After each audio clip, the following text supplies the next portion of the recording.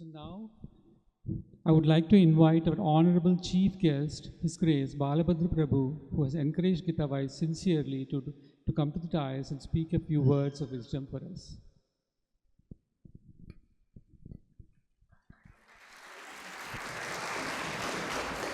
His Grace Balabhadra Prabhu is a devoted disciple of His Divine Grace A.C. Bhaktivedanta Swami Prabhupada, the revered founder and Acharya of the International Society of Krishna Consciousness. Since joining the Hare Krishna movement in 1973 in Atlanta, Balabhadra Prabhu has dedicated his life to spreading the timeless wisdom of the Vedic scriptures. His spiritual journey has taken him across India and around the world, where he has inspired countless individuals throughout his practice and teachings of ancient Vedic philosophy. Before embracing the path of devotion, Balabhadra Prabhu was a prominent figure in Atlanta's vibrant music scene during the late 1960s and early 1970s. However, his calling to spiritual service led him to become a pillar of Hare Krishna movement. He served as the temple president of the Atlanta Hare Krishna Temple for 17 years and later held the same role at Philadelphia ISKCON Temple for 6 years. Currently, he serves as the regional director of the Lakshmi Narasimha Cultural Center in Sauvage, Georgia, and is a board member of the Harrisburg Temple in Pennsylvania. In addition to his leadership within ISKCON, Balabhadra Prabhu holds the distinction of being the first African American elected as president of the Vedic Friends Association, a 501(c) organization dedicated to preserving and promoting Vedic culture. He also served as the director of DCAP Interfaith Coalition for Prevention for a decade and co-founded the East Washington Association for Positive Males on an organization in East Point, Georgia, focusing on mentoring at-risk youth. A highly respected leader in Atlanta's Hindu community for over 50 years, Balabhadra Prabhu is a sought-after speaker at major Hindu events and esteemed academic institutions, including Morehouse College, Emory University, Georgia Tech, and Clark Atlanta University.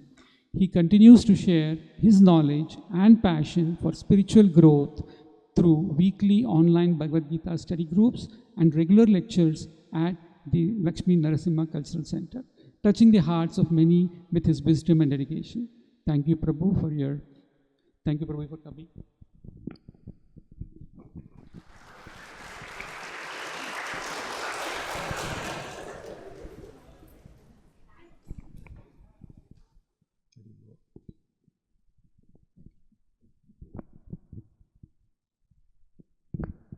Hare Krishna. That requires a response.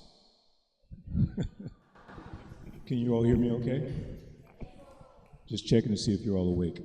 I just have a few words to share, but these words are not for the adults. These words are for our children and young adults. And it takes me back to when I grew up in Atlanta in the 1950s and 1960s as a young African American, not being allowed access to my culture, the African culture. We had no education in school, we had no after-school programs, we had no mentors, we had nothing. So the connection with that culture for me started when I was about 17 or 18 years old. I was introduced to the African culture, which gave me a sense of just existence in this world as a young African American. Subsequently, I joined the Hare Krishna movement. Next month will be 51 years. I joined around 1973. Thank you. Thank you. I'm saying that to say that this culture has been my culture for 51 years, as opposed to the culture I grew up in Atlanta. And our children, our young adults from our culture, our Hindu Vedic culture, you should all be extremely proud of these children. I want you to give a standing ovation to them, standing ovation for these children. Everyone, please stand. Hare Krishna, Hare Krishna, Krishna Krishna, Hare Hare, Hare Rama, Hare Rama, Rama Rama, Hare Hare. So just keep in your mind that these young folks are preserving our culture. As Prabhu mentioned, I'm the president of the Vedic Friends Association. The mission of that organization is to preserve, protect, and promote the Vedic culture and Sanatana Dharma. But I could not be more proud of what GitaWise has accomplished by instilling pride in the culture. Some of the young folks might know there's a television show, it's called America's Got Talent. Actually, earlier I thought this was America's Got Talent. There was so much talent here with the trumpets and everything. But recently there was a young Indian girl who played the electric guitar. Some of you might have seen that. And she became an international sensation, so much so that one of the most famous rock and roll bands in the history of rock and roll music allowed her to play their song. They never do that for anyone, but this girl was so amazing. But the unique thing was that she came on stage like any rock and roll person with a guitar, dressed in beautiful Indian clothing, with jewelry, and all just beautiful. And I was so proud of her. I'm saying she's not ashamed of her culture. How did that happen? Well, in Bhagavad Gita it says, Yad Yad Acharati Shrestha. That whatever a great man does, common men follow. So obviously in her family, there must have been a lot of encouragement to respect the culture. So this message is for you. I said the other one for the kids, this is for the adults with children who are here. Something you're doing is right. Give yourselves a round of applause.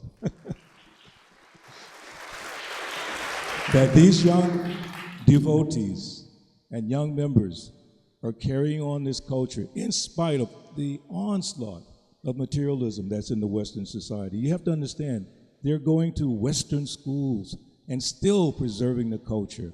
So I humbly request you, I humbly offer my respects to GitaWise, how they're doing this.